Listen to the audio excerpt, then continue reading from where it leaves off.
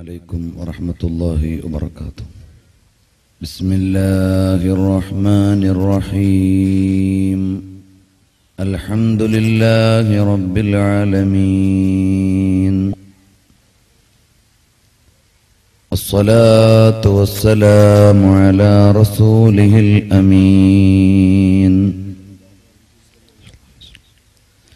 وعلى آله وأصحابه وأهل بيته أجمعين. يا سيد الأبرار حبك في دمي نهر على نحو الصبابة جاري.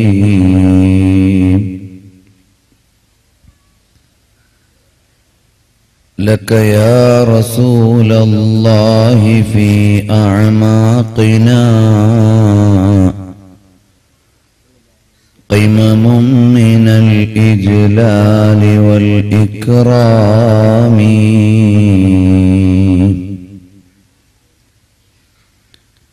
يا سيد السادات جئتك قاصدا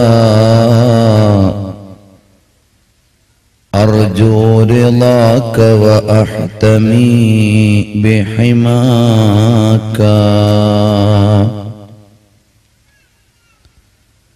أنا طامع بالجود منك ولم يكن لأبي حنيفة في الأنام سواك.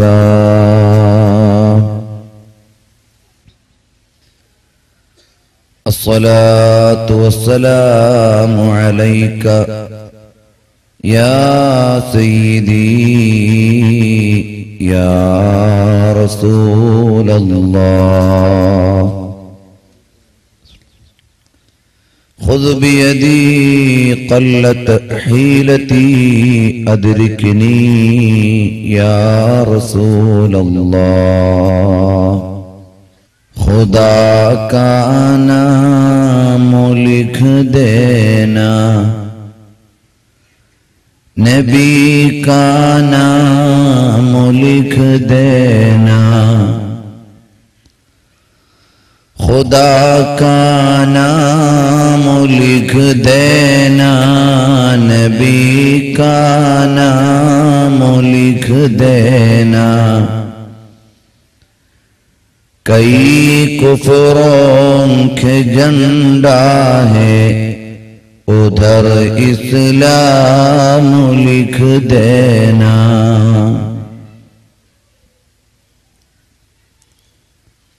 സർവാദരണീയരായ സാദാത്തുക്കളെ,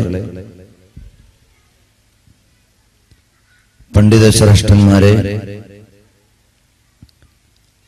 രക്ഷിതാക്കളെ, സഹോദരി സഹോദരന്മാരെ,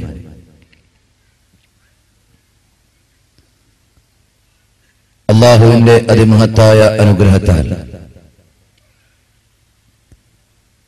ഇവിടെ അന്ത്യവിശ്രമം കൊള്ളുന്ന മഹാനായ സയ്യിദ് അവറുകളുടെ അനുസ്മരണ വാർഷികത്തോട് അനുബന്ധമായി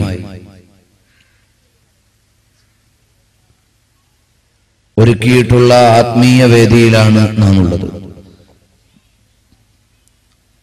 അല്ലാഹു ജല്ല ജലാലുഹു നമ്മിൽ നിന്ന് സ്വീകരിക്കുകയും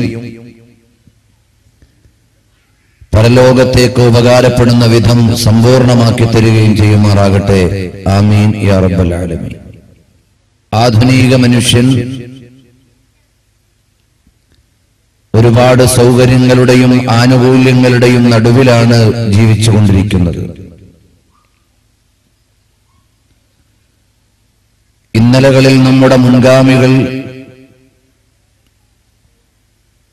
സങ്കൽപ്പിക്കുക പോലും ചെയ്തിട്ടില്ലാത്ത, അവരുടെ വിചാരങ്ങൾക്ക് പോലും അപ്പുറത്തുള്ള സൗകര്യങ്ങളും ആനുകൂല്യങ്ങളുമാണ് ഇന്ന് നാം അനുഭവിച്ചുകൊണ്ടിരിക്കുന്നത്.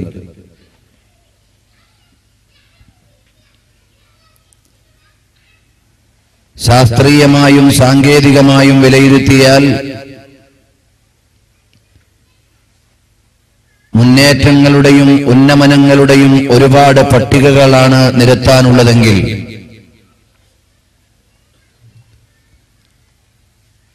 ആത്മീയമായും ധാർമ്മികമായും വിലയിരുത്തുമ്പോൾ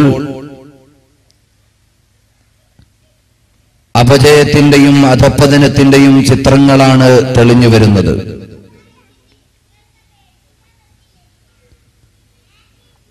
നമ്മുടെ പുതിയ വിദ്യാഭ്യാസ രീതികളും പഠനക്രമങ്ങളുമെല്ലാം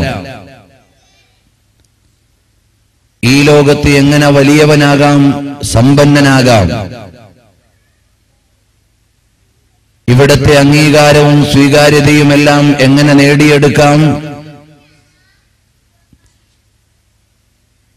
എന്ന വിചാരത്തിലേക്കും ലക്ഷ്യത്തിലേക്കുമാണ് മനുഷ്യനെ നയിക്കുന്നത്. ഈ ലോകത്തിനപ്പുറമുള്ള ഒരു വിചാരത്തെക്കുറിച്ച്, പാരത്രികമായ ഒരു ലോകത്തെക്കുറിച്ചുള്ള വിചാരം ശാസ്ത്രത്തിന്റെയോ മോഡേൺ ടെക്നോളജിയുടെയോ അജണ്ടയിൽപ്പെട്ടതല്ല. നൈമിഷികമായ ഭൗതിക ജീവിതത്തിന്റെ മട്ടുപ്പാവുകളെ ആർഭാടപൂർണമാക്കാനും അതിലേക്ക് ആളുകളെ കൂടുതൽ അടുപ്പിക്കുവാനുമാണ് പുതിയ പ്രവണതകളെല്ലാം ശ്രമിച്ചുകൊണ്ടിരിക്കുന്നത്. എന്നാൽ മഹാന്മാരായ അമ്പിയാക്കൾ മുഴുവനും ഇവിടെ നിയുക്തരായത് മൃഗീയമായ ഭൗതിക ജീവിതത്തിൽ നിന്നും അർത്ഥപൂർണമായ മനുഷ്യജീവിതത്തിലേക്കും അതുവഴി രണ്ട് ലോകത്തെക്കുറിച്ചുള്ള വിചാരങ്ങൾ നൽകുന്നതിനും അവസാനമായി പാരത്രിക ലോക വിജയം നേടിയെടുക്കുന്നതിനുമുള്ള മാർഗങ്ങൾ കാണിച്ചു കൊടുക്കാനാണ്. അല്ലാഹുവിന്റെ അടിമകളായ മനുഷ്യർ അവരുടെ താൽക്കാലിക വാസത്തിന്റെ കേന്ദ്രമാണ് ഈ ഭൂമി. ഇതിനപ്പുറമുള്ള ഒരു യഥാർത്ഥ ജീവിതത്തിലേക്കുള്ള പരീക്ഷണശാല.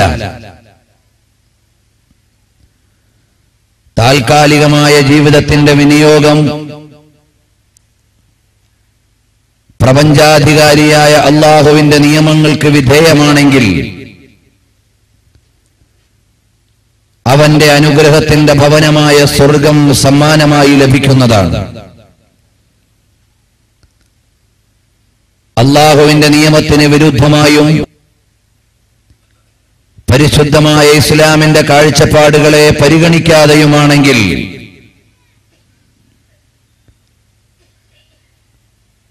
പ്രപഞ്ചാധികാരിയായ അല്ലാഹുവിന്റെ നിയമങ്ങളെയും വിശുദ്ധ ഖുർആനിന്റെ വീക്ഷണങ്ങളെയുമെല്ലാം പരിഗണിക്കാതെയും പഠിച്ചറിയാതെയും ഉൾക്കൊള്ളാതെയുമാണ് ജീവിക്കുന്നതെങ്കിൽ അവർക്ക് വേണ്ടി ശിക്ഷയുടെ ഭവനം നരകവും അല്ലാഹു ഒരുക്കി വച്ചിട്ടുണ്ട്. ഈ ലോകത്തിനപ്പുറമുള്ള ഒരു ലോകത്തെക്കുറിച്ചുള്ള വിചാരമാണ് യഥാർത്ഥത്തിൽ മനുഷ്യനെ ഇവിടെ നിയന്ത്രിക്കുന്നത്. ലോകത്തുള്ള എല്ലാ നിയമങ്ങൾക്കും പഴുതുകളുണ്ട്. ഒട്ടുമിക്ക നിയമങ്ങളെയും സാധ്യതകളെയും ചാടിക്കടക്കുവാൻ ഭൗതികമായ കരുത്തുകൾക്കും സ്വാധീനങ്ങൾക്കും സാധിച്ചുവെന്ന് വരാം. എന്നാൽ മോഡേൺ ബയോളജിയുടെ വളർച്ചയോ ലേറ്റസ്റ്റ് ടെക്നോളജിയുടെ കാഴ്ചപ്പാടുകളോ ആധുനാധുനിക വിചാരങ്ങളുടെ വിഹായുസ്സുകളോ ആനുകാലിക അന്വേഷണങ്ങളുടെ അന്തസാരങ്ങളോ മനുഷ്യന്റെ അന്ത്യത്തെ ഇല്ലായ്മ ചെയ്യുവാൻ, മനുഷ്യന്റെ മരണത്തെ മാറ്റി നിർത്തുവാൻ ഒരു ഗവേഷണ ഫലങ്ങൾക്കും സാധിച്ചിട്ടില്ല.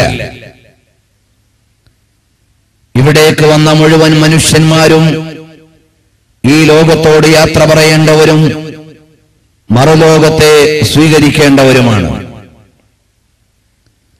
ലോകത്ത് നീതിയും ന്യായവും നടപ്പിലാക്കുന്നതിൽ വിശ്വാസികളുടെ ഏറിയ കൂറും സ്വാധീനിക്കുവാനുള്ള കാരണം ഇതിനപ്പുറമുള്ള ഒരു വിചാരണയുടെ ലോകത്തെ അവർ പരിഗണിക്കുന്നതിന്റെ പേരിലാണ്. മദ്യപാനത്തിന്റെ ശാരീരികമായ അപജയങ്ങളെ കണ്ടറിഞ്ഞുകൊണ്ടല്ല ജനകോടികൾ മദ്യത്തിൽ നിന്ന് വിട്ടുനിൽക്കുന്നത്. വ്യഭിചാരത്തിന്റെ ആരോഗ്യപരമായ അപകടങ്ങളെ അറിഞ്ഞതിന്റെ പേരിലല്ല കോടിക്കണക്കിന് ജനങ്ങൾ ആ അരുതായ്മയിലേക്ക് വരാത്തത്. മനുഷ്യജന്മമായി ലഭിക്കുന്ന ധാർമ്മിക ബോധവും അരുതായ്മകൾക്ക് വരാനിരിക്കുന്ന ശിക്ഷയെക്കുറിച്ചുള്ള ഭീതിതമായ വിചാരങ്ങളുമാണ് യഥാർത്ഥത്തിൽ നീതിയുക്തമായ ഒരു ജീവിതത്തിന് ഭൂരിപക്ഷം വരുന്ന മനുഷ്യർക്കും നിമിത്തമായി പ്രവർത്തിച്ചുകൊണ്ടിരിക്കുന്നത്. അതുകൊണ്ട് തന്നെ മരണവിശ്വാസം, പരലോക വിചാരം, ആത്മീയ ലോകത്തെക്കുറിച്ചുള്ള കാഴ്ചപ്പാടുകൾ, ഇതിനപ്പുറത്തു വരാനുള്ള ലോകത്തെക്കുറിച്ചുള്ള വിശ്വാസങ്ങളും അനുബന്ധമായ വിജ്ഞാനങ്ങളുമെല്ലാം മനുഷ്യനെ നേരിന്റെയും നെറിയുടെയും വഴിയിലേക്ക് നയിക്കുവാനുള്ള വഴിമരുന്നുകളാണ്. അതുകൊണ്ടാണ് നബി സല്ലല്ലാഹു അലൈഹി വസല്ലം തങ്ങൾ പഠിപ്പിച്ചു, അക്സിറൂ ദിക്റ ഹാദിമിൽ ലദ്ദാത്ത്, ആസ്വാദനങ്ങളെയും രസങ്ങളെയും ലോകീയമായ ഭൗതികമായ ലൗകികമായ ആസ്വാദനങ്ങളുടെയും അധ്യായങ്ങളെ അവസാനിപ്പിക്കുന്ന ഇല്ലായ്മ ചെയ്യുന്ന മരണത്തെക്കുറിച്ചുള്ള വിചാരം എനിക്കും നിങ്ങൾക്കും അധികമുണ്ടാകണം. ഹബീബ് സല്ലല്ലാഹു അലൈഹി വസല്ലം തങ്ങളുടെ കൽപ്പനയുടെ താൽപര്യം അതാണ്. മാത്രമല്ല, ഒരാളുടെ മനസ്സിനെ നേരിന്റെയും നെറിയുടെയും വഴിയിൽ നിയന്ത്രിക്കുവാനും അരുതാത്ത കാര്യങ്ങളെ തൊട്ട് വിട്ടുനിർത്തുവാനും ഏറ്റവും ഉപയുക്തമായത് മരണത്തെക്കുറിച്ചുള്ള വിചാരങ്ങളും തദനുസൃതമായ സ്മൃതികളുമാണ് എന്നാണ് ആയിഷ റളിയല്ലാഹു അൻഹയും പഠിപ്പിക്കുന്നത്. പ്രിയപ്പെട്ട സഹോദരങ്ങളെ, നമ്മളെല്ലാവരും ഒരു നാൾ ഈ ഭൂമിലോകത്ത് നിന്ന് മരണപ്പെടേണ്ടവരാണ് എന്നതിൽ ആർക്കും ഗവേഷണത്തിന്റെ ആവശ്യമില്ല. വജാഅത് സക്രത്തുൽ മൗത്ത് ദാലിക മാ കുൻത മിൻഹു തഹീദ്. ഉൾക്കൊള്ളാത്ത വിധം നിഷേധിച്ചുകൊണ്ടിരുന്ന മരണമാകുന്ന യാഥാർത്ഥ്യം നിങ്ങളിലേക്ക് ആസന്നമായിരിക്കുന്നു എന്നാണ് പ്രിയപ്പെട്ടവരെ ഖുർആനിന്റെ ശൈലി. മാത്രമല്ല, പരിശുദ്ധമായ ഖുർആനിൽ ജീവിതത്തെക്കാൾ മുമ്പ് മരണത്തെക്കുറിച്ചുള്ള പരാമർശം നടത്തിയ സൂക്തങ്ങളുണ്ട്. അതിന്റെ താൽപര്യം എന്താണെന്ന് മുഫസ്സിറുകൾ വിശദീകരിക്കുന്നത് മരണമെന്ന യാഥാർത്ഥ്യത്തിന്റെ സത്യത്തിന്റെ ഊക്കിനെ സൂചിപ്പിക്കുവാനാണ് എന്നാണ്. പ്രിയപ്പെട്ട സഹോദരങ്ങളെ, അതുകൊണ്ട് നമ്മുടെ എല്ലാവരുടെയും ശരിയായ ജീവിതത്തിന്റെ വഴിയിലേക്ക് കൂട്ടിക്കൊണ്ടുവരാനും ധർമ്മത്തിന്റെ വഴിയിലൂടെ നമ്മളെ മുന്നോട്ട് കൊണ്ടുപോകാനും നീതിയുക്തമായ ഭൗതിക ജീവിതത്തിന്റെ നിഷ്ഠയുള്ള ബോധമുള്ള ഈ ലോകത്തെ ജീവിതത്തെ ക്രമീകരിക്കുവാൻ ഏറ്റവും ഉപയുക്തമായത് പരലോകത്തെക്കുറിച്ചുള്ള വിചാരവും മരണമെന്ന യാത്രയെക്കുറിച്ചുള്ള ആധ്യാത്മികമായ ചിന്തകളുമാണ്.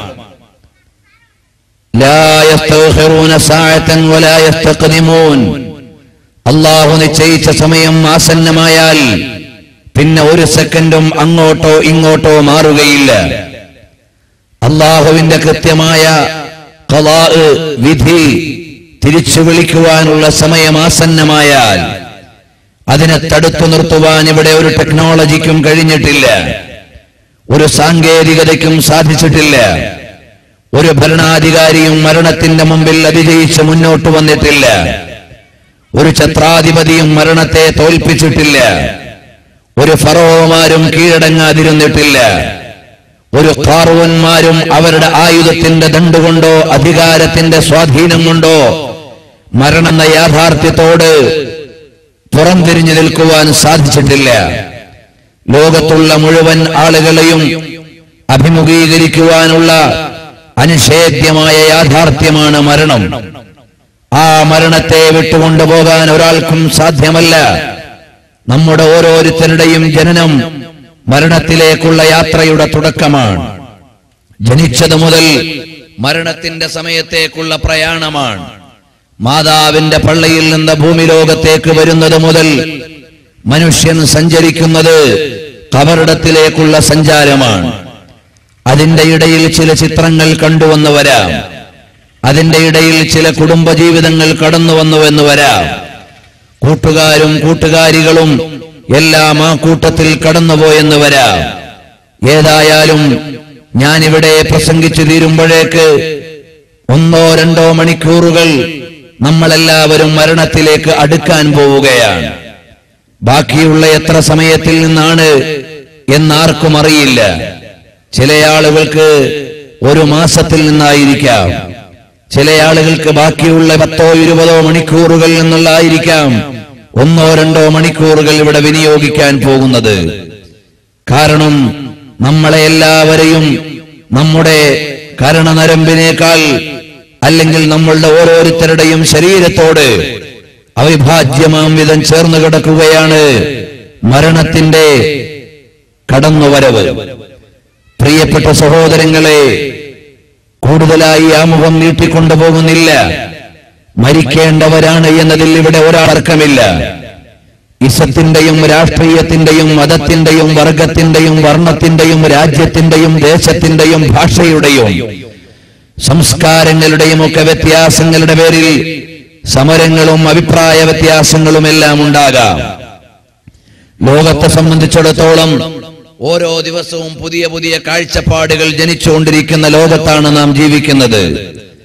ഓരോരോ വീക്ഷണങ്ങളുടെയും വിചാരങ്ങളുടെയും ഇസങ്ങളുടെയും മതകീയമായ ചിന്തകളുടെയും ലോകത്തേക്കാണ് മനുഷ്യൻ കടന്നു വന്നുകൊണ്ടിരിക്കുന്നത്. എന്നാൽ യാതൊരു വകഭേദങ്ങളുമില്ലാതെ എല്ലാവരും ഒത്തുസമ്മതിക്കേണ്ട പരമയാഥാർത്ഥ്യമായി മരണം നിലകൊള്ളുകയാണ്. All human things are subject to decay. എല്ലാ മനുഷ്യനും മരണത്തെ സ്വീകരിക്കേണ്ടവരാണ്. ഒരാളും അതിന്റെ മുമ്പിൽ നിന്ന് രക്ഷപ്പെടാൻ സാധ്യമല്ല. മരിക്കാതിരിക്കണമെങ്കിൽ ജനിക്കാതിരിക്കണമായിരുന്നു എന്നതാണ് അതിന്റെ തത്വം. പ്രിയപ്പെട്ട സഹോദരങ്ങളെ, അതുകൊണ്ട് തന്നെ ഒരു വിശ്വാസിയായ മനുഷ്യൻ മരണത്തെക്കുറിച്ചുള്ള വിചാരം എപ്പോഴും ഉണ്ടാകണം. നബി സല്ലല്ലാഹു അലൈഹി വസല്ലം തങ്ങൾ അവിടുന്ന് പഠിപ്പിച്ചു തരുന്നത് ഓരോ സമയത്തെയും ലഭ്യമായ സമയത്തെ അമൂല്യമായി വിനിയോഗിക്കുകയും നാളെ എനിക്ക് സൽക്കർമ്മം ചെയ്യാൻ ലഭിക്കുമെന്ന് കാത്തിരിക്കുന്നതിന് പകരം ലഭ്യമായ സമയത്ത് പരമാവധി സൽക്കർമ്മങ്ങൾ ചെയ്യണം എന്നാണ് പഠിപ്പിച്ചിട്ടുള്ളത്. മുൻഗാമികളായ സ്വഹാബികളുടെയും സജ്ജനങ്ങളുടെയും ജീവിതം അങ്ങനെയാണ്. നാളെയാകട്ടെ സുന്നത്ത് നിസ്കരിച്ചുകൊള്ളാം, മറ്റന്നാളാകട്ടെ ദാനധർമ്മങ്ങൾ ചെയ്തുകൊള്ളാം, അടുത്ത റമദാൻ വരട്ടെ തറാവീഹ് പാലിച്ചുകൊള്ളാം, അടുത്ത പെരുന്നാൾ വരട്ടെ ഉളുഹിയ്യത്ത് അറുത്ത് കൊടുത്തുകൊള്ളാം തുടങ്ങിയുള്ള നീട്ടിവെക്കുന്ന വിചാരങ്ങളിൽ നിന്ന് അപ്പോഴേക്ക് ബാക്കിയുണ്ടാകുമോ എന്ന വിചാരത്തിലേക്കാണ് കടന്നു വരേണ്ടത്. ബഹുമാനപ്പെട്ട ഉമർ ബിൻ അബ്ദുൽ അസീസ് റളിയല്ലാഹു അൻഹു എന്ന ഭരണാധികാരി ആധ്യാത്മികതയുടെ അരമനയിൽ നിന്ന് അധികാരത്തിന്റെ അമരത്തിരിക്കുകയും ആത്മീയതയുടെ ഉള്ളറകളെ അതോടൊപ്പം കൂട്ടുപിടിക്കുകയും ചെയ്ത അതുല്യമായ വ്യക്തിപ്രഭാവമാണ് ബഹുമാനപ്പെട്ട ഉമർ ബിൻ അബ്ദുൽ അസീസ് റളിയല്ലാഹു അൻഹു. രാജ്യത്തിന്റെ ഭരണാധികാരിയാണ്. സന്ധ്യാസമയമാകുമ്പോ മുരുമ്പിയ വസ്ത്രം ധരിച്ച് പാതിരാത്രി മുതൽ നേരം വെളുക്കും വരെ ആരാധനയിൽ കഴിച്ചുകൂട്ടി അതിനിടയിൽ ഓതുന്ന ഖുർആനിന്റെ അന്തസാരങ്ങളെ ആലോചിച്ച് മണിക്കൂറുകളോളം അള്ളാഹുവിലേക്ക് ലയിച്ചു ചേർന്ന് എല്ലാം മറന്ന് പടച്ചവനിലേക്ക് ലയിച്ചു ചേരുന്ന ആരാധനയുടെ പ്രതിരൂപവും പരിത്യാഗത്തിന്റെ സമവാക്യവുമായിരുന്നു ഉമർ ബിൻ അബ്ദുൽ അസീസ് റളിയല്ലാഹു അൻഹു. ആ ഉമർ ബിൻ അബ്ദുൽ അസീസ് റളിയല്ലാഹു അൻഹു രാജ്യത്തിന്റെ ഭരണാധികാരി എന്ന നിലയ്ക്ക് മഹാനവറുകളെ കാണാൻ ഒരുപാട് ആളുകൾ പല ഭാഗത്തു നിന്നും കടന്നു വന്നു. ആ ഉമർ ഇബ്നു അബ്ദുൽ അസീസ് റളിയല്ലാഹു അൻഹു അവിടുന്ന് നബി സല്ലല്ലാഹു അലൈഹി വസല്ലം തങ്ങളുടെ പവിത്രമായ ഭരണ വഴിയിൽ മാതൃകായോഗ്യമായി ലോകത്തെയും ഭരണീയരെയും നയിച്ചു കൊണ്ടുപോകുമ്പോ കാണാനും പ്രശ്നപരിഹാരത്തിനും എത്തിയ ആളുകളോട് പരിക്ഷീണിതനായി എത്തിച്ചേർന്ന ഉമർ ഇബ്നു അബ്ദുൽ അസീസ് തങ്ങൾ പറഞ്ഞു, അല്പസമയം ഒന്ന് വെയിറ്റ് ചെയ്യുക, ഞാനൊന്ന് വിശ്രമിച്ചിട്ട് വരട്ടെ. ഉടനെ ഉമർ ഇബ്നു അബ്ദുൽ അസീസ് തങ്ങളോട് പ്രിയപ്പെട്ട മകൻ പറയുന്നത്, വാപ്പ എവിടേക്കാണ് പോകുന്നത്? മോനെ, ഞാൻ അല്പസമയം ഒന്ന് വിശ്രമിച്ചിട്ട് ഇവരുടെ വിഷയങ്ങൾ കേട്ടുകൊള്ളാം, അവർക്ക് പരിഹാരം നൽകാം. ഉടനെ ആത്മീയതയുടെ തറവാട്ടിൽ നിന്ന് ആധ്യാത്മികതയുടെ ഉള്ളറകളെ ഉൾക്കൊള്ളുകയും അള്ളാഹുവിലേക്കുള്ള വിചാരം പിതാവിൽ നിന്ന് പകർന്നെടുക്കുകയും മാതൃകായോഗ്യമായ മടിത്തട്ട് മാതാവിൽ നിന്ന് സ്വീകരിക്കുകയും ചെയ്ത ഉമർ ഇബ്നു അബ്ദുൽ അസീസ് തങ്ങളുടെ പ്രിയപ്പെട്ട പുത്രൻ പറയുകയാണ്, പ്രിയപ്പെട്ട പിതാവേ, അവിടുന്ന് വിശ്രമിച്ചിട്ട് തിരിച്ചു വരാൻ മാത്രം ആയുസ് ബാക്കിയുണ്ട് എന്ന് എവിടെന്നാണ് വിവരം ലഭിച്ചത്? അപ്പോൾ മകനോട് ദേഷ്യം പിടിക്കുകയല്ല, വാപ്പ തിരിച്ചു വന്ന് ഇവരുടെ വിഷയങ്ങൾ മുഴുവനും പരിഹരിക്കാൻ മാത്രം ആയുസ്സുണ്ടാകുമെന്ന് ആരാണ് ഉറപ്പ് നൽകിയത് എന്ന് പ്രിയപ്പെട്ട മകൻ പിതാവിനോട് ചോദിക്കുമ്പോ പിതാവ് ദേഷ്യം പിടിക്കുകയല്ല, മകനോട് വെറുപ്പ് കാണിക്കുകയല്ല, ആളുകളുടെ മുമ്പിൽ വെച്ച് ഇങ്ങനെയാണോ ചോദിക്കുക എന്ന് അന്വേഷിക്കുകയല്ല, കണ്ണീരൊലിപ്പിച്ചുകൊണ്ട് പറയുകയാണ്, അൽഹംദുലില്ലാഹില്ലദീ അഅതാനി വലദൻ യുദക്കിറുനിൽ ആഖിറ. അല്ലാഹുവേ, സ്തോത്രങ്ങളഖിലവും നിനക്കാണ്, നന്ദികൾ മുഴുവനും നിനക്കാണ്. കാരണം എന്താണ്? പരലോകത്തെ കുറിച്ച് എനിക്ക് ആലോചന നൽകാൻ പറ്റുന്ന ഒരു സന്താനത്തെ എനിക്ക് നൽകിയ അല്ലാഹുവേ, നിനക്കാണ് സർവസ്തുതിയും. കാരണം എന്റെ മകൻ അവിടുന്ന് മട്ടുപ്പാവിലേക്ക്, പട്ടുമെത്തയിലേക്ക്, കൊട്ടാരത്തിലേക്ക് മാടി വിളിക്കുകയല്ല, ജീവിതത്തിന്റെ ശരിയായ തലങ്ങളെയും പരലോക വിചാരങ്ങളെയും ഉണർത്തിത്തരുവാൻ ഉതകുന്ന വിധം ആത്മീയമായി ഉയർന്ന ഒരു മകനെ നൽകിയ അല്ലാഹ്, നിനക്കാണ് സർവസ്തുതിയുമെന്ന് പറഞ്ഞ് ക്ഷീണം മാറ്റിവെച്ച് സന്ദർശകരോട് സംവദിച്ചിട്ടാണ് ഉമർ ഇബ്നു അബ്ദുൽ അസീസ് തങ്ങൾ പോയതെങ്കിൽ, പ്രിയപ്പെട്ട സഹോദര, പ്രസംഗിച്ചുകൊണ്ട് നിൽക്കുന്ന വിനീതനായ ഈ വിദ്യാർത്ഥി ഈ ജീവിതത്തിന്റെ സഞ്ചാരത്തിൽ എവിടെയാണ് ഞെട്ടറ്റ് വീഴുക എന്നറിയില്ല. നമുക്കാർക്കും അറിയില്ല എങ്ങോട്ടാണ് നമ്മുടെ സഞ്ചാരം, എവിടെയാണ് നമ്മുടെ പര്യവസാനം, ഏത് വഴിയിലാണ്, ഏത് ഗതിയിലാണ്, ഏത് വിധത്തിലാണ്, ഏത് രാജ്യത്താണ്, ഏത് സ്റ്റേറ്റിലാണ്, ഏത് സമയത്താണ്, ഏത് ദിവസത്തിലാണ്, ആരുടെ മുമ്പിലാണ്, സന്നിധിയിലാണ്, ഏതവസ്ഥയിലാണ്, ഒന്നും തീരുമാനിക്കുവാൻ അധികാരമില്ല. കാരണമെല്ലാം അല്ലാഹുവിന്റെ കയ്യിലാണ്. അല്ലദീ ഖലഖൽ മൗത വൽ ഹയാ ലിയബ്ലുവകും അയ്യുകും അഹ്സനു അമലാ. ആരാണ് മരണത്തിന്റെ അധികാരി? ആരാണ് ജീവിതത്തിന്റെ അധികാരി? ആരാണ് മരണത്തെ പടച്ചവൻ? ആരാണ് ജീവിതത്തിന്റെ സംവിധായകൻ? മറ്റാരും പറയാനില്ല. ലോകത്തെ സയന്റിസ്റ്റുകളുടെ സമ്മാനമല്ല. ശാസ്ത്രലോകത്തിന്റെ മുഴുവൻ കോപ്പുകളും നിരത്തിവെച്ച് നോക്കിയിട്ടും മനുഷ്യന്റെ ആത്മാവിനെ കുറിച്ച് പഠിക്കാനോ പറയാനോ അറിയാത്ത പുതിയ മോഡേൺ സയൻസിനോട് പറയട്ടെ, മരണത്തെ കുറിച്ചൊരു നിർവചനം കൃത്യമായി പറയുവാനോ ആത്മാവിനെ കണിശമായി ഒന്ന് നിർണയിച്ച് നിർവചിക്കുവാനോ ഇതുവരെ സയൻസിന് കഴിഞ്ഞിട്ടില്ല. ആത്മാവ് ശരീരത്തോട് വിട പറയുമ്പോഴാണ് മരണമെങ്കിൽ ഈ ആത്മാവ് എവിടെന്ന് വന്നതാണ്, ഈ ആത്മാവ് എവിടേക്ക് പോകുന്നതാണ്, ആത്മാവിന്റെ ലോകമെന്താണ്, അവിടുത്തെ വിന്യാസം എന്താണ്, അവിടുത്തെ അധികാരം എന്താണ്, അവിടുത്തെ ക്രയവിക്രയങ്ങൾ എന്താണ്, അവിടുത്തെ വികാരങ്ങൾ എന്താണ്, ഇതിനെക്കുറിച്ചൊന്നും അന്വേഷണം നടത്തുവാൻ ആധികാരികമായ ഒരു ഉപകരണം പോലുമില്ലാത്ത മോഡേൺ സയൻസിന് മരണത്തെ കൃത്യമായി നിർവചിക്കാൻ കഴിഞ്ഞിട്ടില്ല. They measured the non-biological system with biological system. ജീവശാസ്ത്രപരമല്ലാത്ത വിഷയത്തെ ജീവശാസ്ത്രപരമായി കാണാൻ ശ്രമിച്ചതാണ് പടിഞ്ഞാറിനു പറ്റിയ അടിസ്ഥാനപരമായ അബദ്ധമെന്ന് ഇസ്ലാമിനെ സ്വീകരിച്ച വിചാരപ്പടുക്കൾ അടയാളപ്പെടുത്തി വെക്കുമ്പോൾ മരണത്തെക്കുറിച്ച് പറയാൻ സയൻസിന് കഴിയുന്നില്ല. ആ മരണം നമ്മുടെ വീട്ടിലേക്ക് വരും.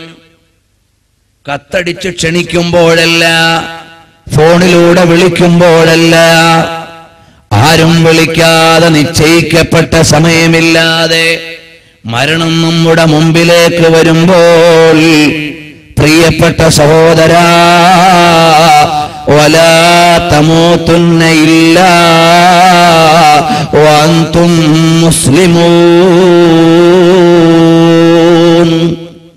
നമുക്കുള്ള ബാധ്യത എന്താണ്? മരണത്തെ തടുക്കുവാനുള്ള മരുന്നുകളില്ല, വിയോഗത്തെ വിലങ്ങുവാനുള്ള വിധേയങ്ങളില്ല, മനുഷ്യന്റെ യാത്രയെ ഇല്ലായ്മ ചെയ്യുവാനുള്ള സംവിധാനമില്ല. എത്ര കൃത്യമാണ് മരണം. ചില പുതിയാപ്പിളമാര് മണവറയിലേക്ക് ആദ്യ പടവെടുത്തു വെച്ചപ്പോ ബോധം കെട്ട് വീണുപോയ കഥകളുണ്ട്. രാത്രിയിൽ കിടന്നുറങ്ങിയിട്ട് ഉണരാത്ത എത്രയോ സംഭവങ്ങളുണ്ട്. വിദേശത്തേക്ക് മോഹന സ്വപ്നങ്ങളുടെ ചിറകിലേറി പറന്നുപോയിട്ട് ഡെഡ് ബോഡിയുമായി പെട്ടി വീട്ടിലേക്ക് വന്ന സംഭവങ്ങൾ എത്രയാണ്. എന്റെ ഒരു അയൽവാസി അബ്ദുൽ ജലീൽ എന്ന സഹോദരൻ ഇന്നലെ അബ്ഹായിൽ വെച്ച് ആക്സിഡന്റിൽ മരണപ്പെട്ടു പോയി. അല്ലാഹു ഖബർ സ്വർഗമാക്കട്ടെ. എത്രയോ സ്വപ്നങ്ങളുടെ ലോകത്ത് ജീവിച്ചിരുന്നൊരു ചെറുപ്പക്കാരനാണ്. പക്ഷേ സമയമായപ്പോൾ തടുത്തു നിർത്താൻ സ്വപ്നങ്ങൾക്ക് കഴിഞ്ഞില്ല, സംവിധാനങ്ങൾക്ക് കഴിഞ്ഞിട്ടില്ല. അതുകൊണ്ട് നമ്മുടെ ഡ്യൂട്ടി എന്താണ്? എപ്പോൾ മരണപ്പെട്ടാലും മരണത്തിന് പറ്റുന്ന അവസ്ഥയിലേ ജീവിക്കലാണ്. എപ്പോഴാ മരണം? നിങ്ങൾ ഒരാഴ്ചത്തെ പത്രം കൃത്യമായി ചരമക്കോളം പരിശോധിച്ചു നോക്കൂ. നമ്മുടെ വയസ്സിലുള്ള ഒരാളെങ്കിലും മരിച്ചിട്ടുണ്ടാകും. മരണത്തിന് പ്രായമില്ല. 100 മുതൽ, ജനിച്ചത് മുതൽ 100 വയസ്സുവരെ നമ്മുടെ ഓരോരോ വയസ്സുകളും പരിശോധിച്ചു നോക്കൂ. ഏതോ ഒരു വയസ്സുകാരനാണ് ഞാൻ, മറ്റൊരു വയസ്സുകാരനാണ് നിങ്ങൾ. നമ്മുടെ വയസ്സുള്ളവർ എത്രയാണിന്ന് മരിച്ചുപോയത്? നമ്മുടെ പ്രായമുള്ളവർ എത്രയാണ് ഈ ലോകത്തോട് യാത്രയായത്? അപ്പോൾ ഞാൻ 16കാരനാണ്, മരണത്തിന്റെ പ്രായമല്ലെന്ന് പറയാൻ പറ്റുമോ? ഞാൻ 50കാരനാണ്, മരിക്കാനായിട്ടില്ലെന്ന് പറയാൻ പറ്റുമോ? അങ്ങനെ കൃത്യമായ നിർവചനത്തിന്റെ നേർവഴിയിൽ നിൽക്കാതെ പ്രപഞ്ചാധികാരിയുടെ നിയമത്തിന്റെ വഴിയിൽ മാത്രം വിധേയപ്പെട്ട് കിടക്കുന്ന മരണമെന്ന യാഥാർത്ഥ്യത്തോട് ഒളിച്ചോടുവാൻ ഒരാൾക്കും സാധ്യമല്ല. അതുകൊണ്ട് യാ അയ്യുഹല്ലദീന ആമനു തഖുല്ലാഹ്, മരണത്തിൽ നിന്ന് ഒളിച്ചോടാൻ പറ്റുന്നില്ലെങ്കിൽ വിജയകരമായൊരു പാരത്രിക ലോകത്തിന് പറ്റുന്ന മരണമാണ് വേണ്ടത്. നാളെയുടെ ജീവിതത്തിൽ ശോഭനമായ സ്വർഗം നേടാനുള്ള യാത്ര, മഹനീയമായ പറുദീസകൾ ഒരുക്കി വച്ചിരിക്കുന്ന അല്ലാഹുവിന്റെ അനുഗ്രഹത്തിന്റെ സമ്മേളനമായ സ്വർഗത്തിലേക്ക് പോകാൻ പറ്റുന്ന മരണമാണ് തയ്യാറാകേണ്ടത്. അതിനു വേണ്ടി ചെയ്യേണ്ടത് എന്താണ്? വഅമിലുസ് സ്വാലിഹാത്ത് والعصر إن الإنسان لفي خسر إلا الذين آمنوا وعملوا الصالحات.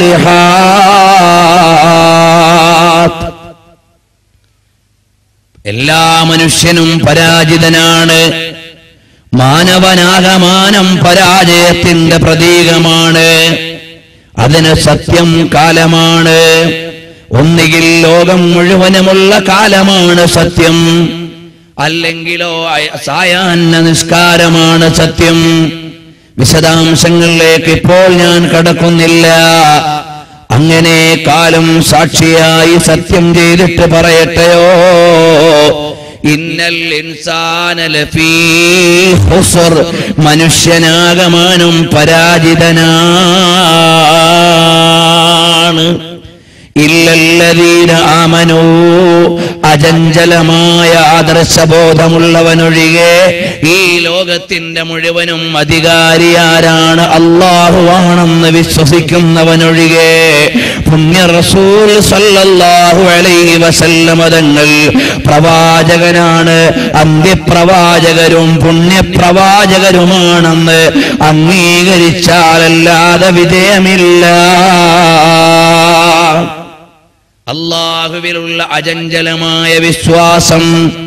അല്ലാഹുവാണ് സർവാധികാരി. ഒരധികാരവും ആത്യന്തികമായി മറ്റാർക്കുമില്ല. എല്ലാ അധികാരത്തിന്റെയും നിയന്ത്രണം ആരുടെ കയ്യിലാണ്? ലോകാധികാരിയായ അല്ലാഹുവിന്റെ കയ്യിലാണ്. നമ്മുടെ സ്റ്റേറ്റിന്റെ പൊളിറ്റിക്കൽ അഡ്മിനിസ്ട്രേഷൻ മാത്രമാണ് മുഖ്യമന്ത്രിയുടെ കയ്യിലെങ്കിൽ മുഖ്യമന്ത്രി എപ്പോഴാ മരിക്കേണ്ടതെന്ന് നിശ്ചയിച്ചവൻ അധികാരിയായ അല്ലാഹുവാണ്.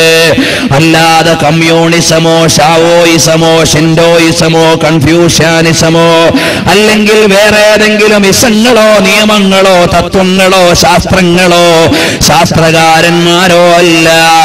അല്ലാഹുവാകുന്ന പ്രപഞ്ചാധികാരിയുടെ നിയമമാണ് എപ്പോഴാണ് പ്രൈം മിനിസ്റ്റർ ജനിക്കേണ്ടത്, മരിക്കേണ്ടത്, എപ്പോഴാണ് ചീഫ് മിനിസ്റ്റർ മരിക്കേണ്ടത്, വിട പറയേണ്ടത്. എല്ലാത്തിന്റെയും കൃത്യമായ കാൽക്കുലേഷൻ. يستأخرون ساعة ولا يستقدمون. അല്ലാഹു ഇന്റെ കയ്യിലാണ്. അല്ലാഹു തആല മനുഷ്യന്മാരെ പടച്ചിങ്ങനെ വെറുതെ വിട്ടതല്ല. ഫഹസിബ്തും അന്നമാ ഖലഖനാകും അബസാ വഅന്നകും ഇലൈനാ ലാ തുർജഊൻ. നിങ്ങൾ വിചാരിച്ചിട്ടുണ്ടോ നിങ്ങളെ വൃഥാവിലാണ് പടച്ചുവിട്ടതെന്ന്? നമ്മിലേക്ക് മടക്കപ്പെടില്ല, ഹാജരാക്കിയിട്ട് ചോദിക്കില്ല, വിളിച്ചു വരുത്തിയിട്ട് കണക്കെടുക്കില്ല, തിരിച്ചു വിളിച്ചിട്ട് ചോദിക്കില്ല എന്ന് നിങ്ങൾ മനസ്സിലാക്കിപ്പോയോ? എന്നാൽ ആ അബദ്ധധാരണ ആവശ്യമില്ല. നിങ്ങളെ വെറുതെ പടച്ചുവിട്ടതല്ല, ഇത് കൃത്യമായ കാൽക്കുലേഷൻ ഉണ്ട്. നീ എന്താണ് പറയേണ്ടതെന്ന നിയമം അല്ലാഹുവിന്റെ കയ്യിലുണ്ട്. നീ ഏതാണ് പറയേണ്ടാത്തതെന്ന് അല്ലാഹുവിന്റെ നിയമമുണ്ട്. നീ ആരെയാണ് സ്വീകരിക്കേണ്ടത്, നിരാകരിക്കേണ്ടത്, ആരെയാണ് ഉൾക്കൊള്ളേണ്ടത്, ആരെയാണ് തള്ളേണ്ടത്, കൊള്ളേണ്ടത്, സ്വീകരിക്കേണ്ടത്, പടച്ചവന്റെ ദീനിന്റെ നിയമത്തിന്റെ മൂല്യം എന്താണ്, പണ്ഡിതന്മാരുടെ പവിത്രത എത്രയാണ്, ദീനീ സേവനങ്ങളുടെ പക്വത എത്രയാണ്, ഇത് മുഴുവനും അറിയിച്ചു തന്നവനാരാണ്?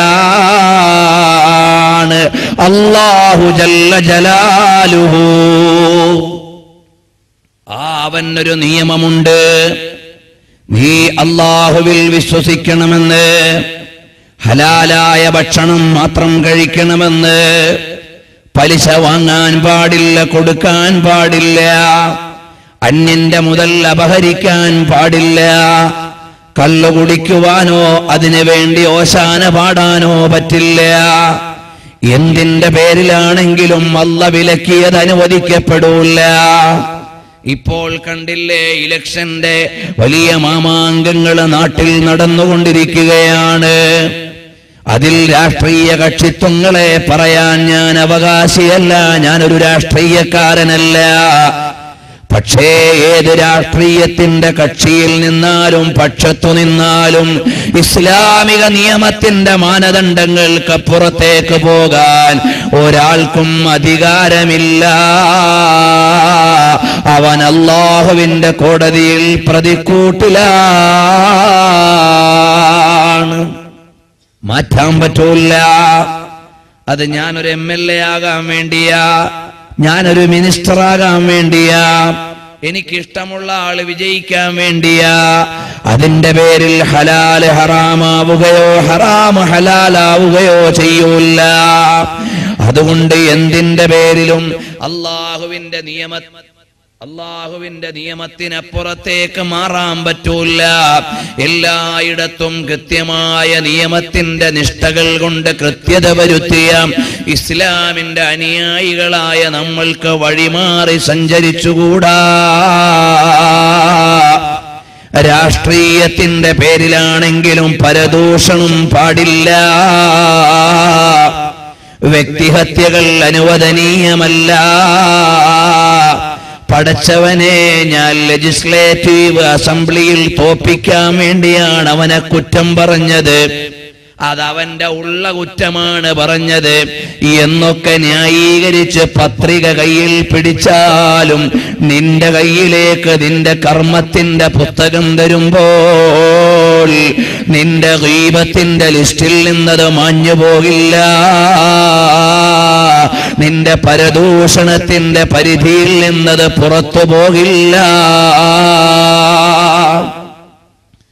ഞാൻ എന്റെ ഇഷ്ടമുള്ള സ്ഥാനാർത്ഥിയെ വിജയിപ്പിക്കാനാണ് അപ്പുറത്തുള്ളവനെ കുറ്റം പറഞ്ഞത്.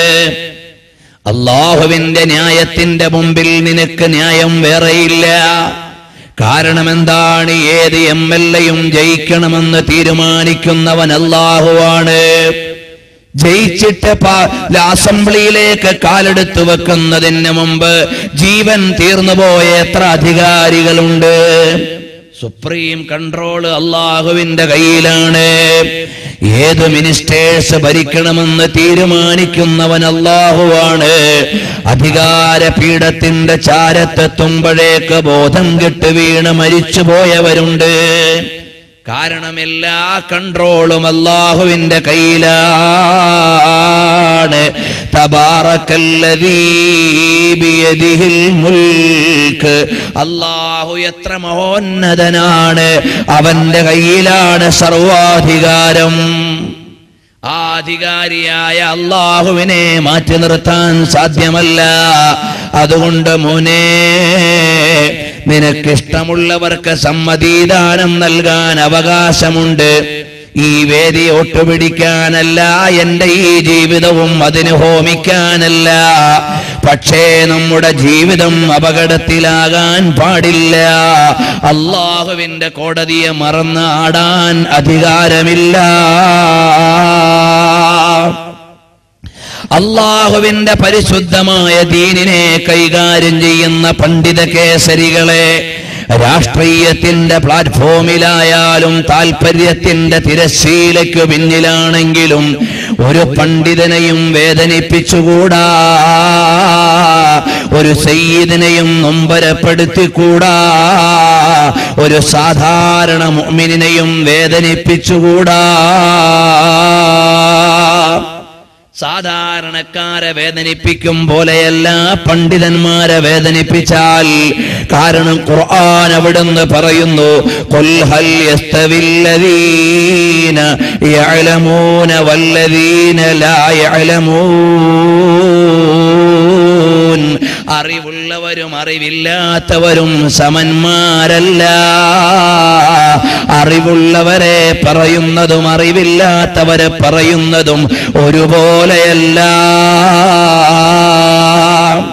കാരണം എന്താണ്? ഏതെങ്കിലും ഒരു പണ്ഡിതനെ നമ്മുടെ താല്പര്യങ്ങൾക്കോ നമ്മുടെ കക്ഷിയുടെ താല്പര്യങ്ങൾക്കോ യോജിക്കാത്തതിന്റെ പേരിൽ നീ ഒരു പണ്ഡിതനെ കുറ്റം പറയുന്നത് സുബഹി കഴിഞ്ഞാണെങ്കിൽ ആ പണ്ഡിതൻ അല്ലാഹുവിന്റെ ദീനിന്റെ ദർസ് നടത്തുകയായിരിക്കും. നിന്റെ പരദൂഷണം അല്ലാഹു പിടിക്കുകയില്ലേ? പാതിരാത്രിയാണ് ഒരു പണ്ഡിതനെ കുറ്റം പറയുന്നതെങ്കിൽ നീ കുറ്റം പറയുന്ന സമയത്ത് ആ മനുഷ്യൻ മുസല്ലയിലായിരിക്കും. അല്ലാഹു ആരെയാണ് ഇഷ്ടപ്പെടുക സഹോദരാ? നീ ഒരു പണ്ഡിതനെ പരാതി പറയുന്ന നേരത്തെ ആ പണ്ഡിതൻ അനാഥ മക്കളുടെ സംരക്ഷണത്തിന് വേണ്ടി പരിശ്രമിക്കുകയായിരിക്കും. കുറ്റം പറഞ്ഞ നീ പ്രതിക്കൂട്ടിലാകുകയല്ലാതെ പണ്ഡിതന് പ്രശ്നമുണ്ടോ? ഇല്ല. അതുപോലെ നീ എവിടെങ്കിലും ഇരുന്നു കൊണ്ട് ആലിമീങ്ങളെ സ്വാലിഹീങ്ങളെ അറിയാതെ ആരോപണങ്ങളോ വിവരമില്ലാതെ കുറ്റങ്ങളോ പറഞ്ഞുകൊണ്ടിരിക്കുന്ന സമയം മുഴുവനും അവർ അല്ലാഹുവിന്റെ ദീനിന്റെ സേവനപാതയിലാണ്. നിനക്ക് പണ്ടേ തന്നെ അമലുകളില്ല, ഉള്ളതുപോലും നഷ്ടപ്പെടുത്തുകയല്ലാതെ സാധാരണക്കാരായ മുസ്ലിങ്ങളെ നമ്മുടെ കയ്യിൽ വല്ലതുമുണ്ടോ? സുബഹി നിസ്കാരം കഴിഞ്ഞ് സാധാരണ കൂടുന്ന ചായക്കടയിലിരുന്ന് നീ ആലിമീങ്ങളെ എന്തെങ്കിലും പറഞ്ഞാൽ ആ സമയത്ത് നീ നെഞ്ചത്ത് കൈവച്ചുകൊണ്ടൊന്ന് ആലോചിക്കണം. ഞാൻ പള്ളിയിൽ പോയി 2 റക്അത്ത് സുബഹി നിസ്കരിച്ചിട്ട് ഈ കടയിലേക്ക് വന്ന് പത്രവും നോക്കി രാഷ്ട്രീയം പറഞ്ഞ് ചായ കുടിക്കുമ്പോ ഞാൻ കുറ്റം പറയുന്ന പണ്ഡിതൻ എവിടെയായിരിക്കും എന്നൊരു സെക്കൻഡ് ആലോചിക്കുമ്പോൾ നൂറുകണക്കിന് ആലിമീങ്ങൾ സ്വാലിഹീങ്ങൾക്ക് പരിശുദ്ധമായ ഹദീസിന്റെയോ തഫ്സീറിന്റെയോ ഗ്രന്ഥങ്ങൾ ഓതിക്കൊടുക്കുകയാണെങ്കിൽ അല്ലാഹു ഇഷ്ടപ്പെടുന്നതാരെയാണ്? സഹോദരാ, അങ്ങനെയുള്ള വകതിരിവെങ്കിലും എനിക്കും നിങ്ങൾക്കും വേണം. നമ്മളിവിടെ ഒരുമിച്ച് കൂടുന്ന സമയത്തു തന്നെ എത്രയോ നല്ല മനുഷ്യന്മാര് മുസല്ലയിൽ ഇരുന്ന് നിസ്കരിക്കുകയാണ്. എത്രയോ ആളുകൾ പള്ളിയിൽ ഇരുന്നു കൊണ്ട് ഇഅ്തികാഫിരുന്ന ആരാധനയിലാണ്. എത്രയോ ആളുകൾ തസ്ബീഹ് മാല ഉപയോഗിച്ചോ അല്ലാതെയോ ദിക്റുകളിലാണ്. അതിനേക്കാൾ വലിയ വലിയ സേവനങ്ങൾ ചെയ്യുന്ന ആളുകൾ നമ്മൾ കുറ്റം പറയുന്നവരിൽ പെട്ടുപോയാൽ നമ്മൾ പ്രതിക്കൂട്ടിലായി എന്നല്ലാതെ അവർക്കൊന്നും വരാനില്ല. അതുകൊണ്ടാണ് ബഹുമാനപ്പെട്ട ഇമാമീങ്ങൾ മുഴുവനും അവരവരുടെ കാലഘട്ടങ്ങളിൽ വിമർശനത്തിന്റെ തീജ്വാലയിലൂടെ കടന്നുപോയിട്ടും പിൽക്കാല ചരിത്രം അവരുടെ വിമർശനം അടയാളപ്പെടുത്തിയില്ല.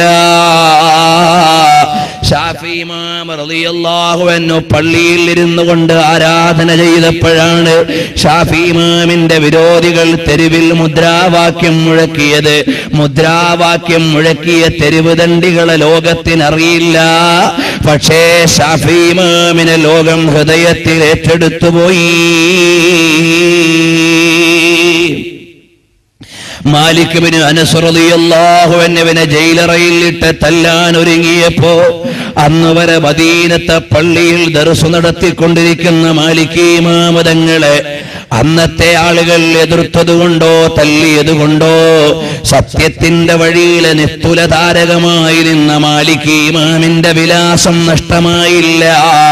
എതിരാളികളെ ചരിത്രത്തിന് വേണ്ടേ വേണ്ട.